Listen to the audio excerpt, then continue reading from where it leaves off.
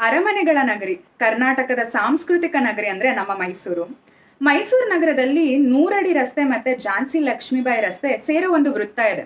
ಆ ವೃತ್ತದ ಹೆಸರು ರಾಮಸ್ವಾಮಿ ಅಂತ. ರಾಮಸ್ವಾಮಿ ಅಂತ ಯಾಕೆ ಆ ಹೆಸರಿಟ್ರು ಗೊತ್ತಾ? ಇದೊಂದು ಪ್ರೌಢಶಾಲೆ ವಿದ್ಯಾರ್ಥಿಯ ಹೆಸರು.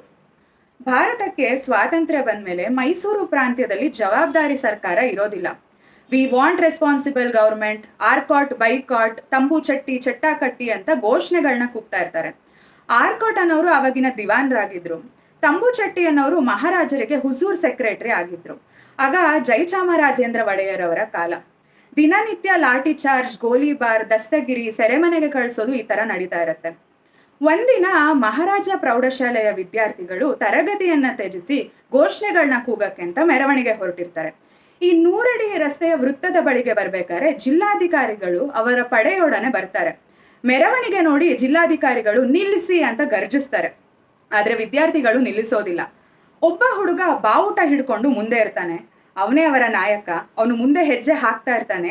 ಇತರರು ಅವನ ಬೆನ್ ಹಿಂದೆ ಹೆಜ್ಜೆ ಹಾಕ್ತಾ ಇರ್ತಾರೆ. ಜಿಲ್ಲಾಧಿಕಾರಿಗಳು ಮತ್ತೆ ಅವನನ್ನ ನೋಡಿ ನಿಲ್ಲು ಅಂತ ಕೂಗ್ತಾರೆ. ಆದ್ರೆ ಆ ಹುಡುಗ ನಿಲ್ಲೋದಿಲ್ಲ. ಅವನ ಹೃದಯ ತುಂಬಾ ದೇಶ ಪ್ರೇಮ ಮತ್ತೆ ಧೈರ್ಯ ತುಂಬಿರುತ್ತೆ. ಜಿಲ್ಲಾಧಿಕಾರಿಗಳು 3ನೇ ಬಾರಿ ಬಂದೂಕನ್ನ ಅವನ ಎದೆಗೆ ತೋರಿಸುತ್ತಾ ನಿಲ್ಲು ಅಂತ ಹೇಳ್ತಾರೆ. ಆದ್ರೆ ಅವ್ನು ನಿಲ್ಲೋದಿಲ್ಲ. ಮತ್ತೊಂದು ಹೆಜ್ಜೆ ಮುಂದಿಡ್ತಾನೆ. ಜಿಲ್ಲಾಧಿಕಾರಿಗಳು ಡಮಾರ್ ಅಂತ ಗುಂಡನ್ನ ಹಾರಿಸ್ತಾರೆ.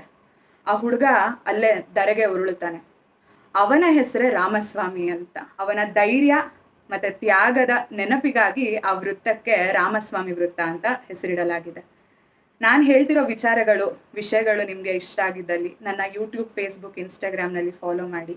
ನಿಮ್ಮ ಅನಿಸಿಕೆಗಳನ್ನು ಕಮೆಂಟ್ ಮುಖಾಂತರ ನನಗೆ ತಿಳಿಸಿ. ಎಲ್ಲರಿಗೂ ಧನ್ಯವಾದಗಳು.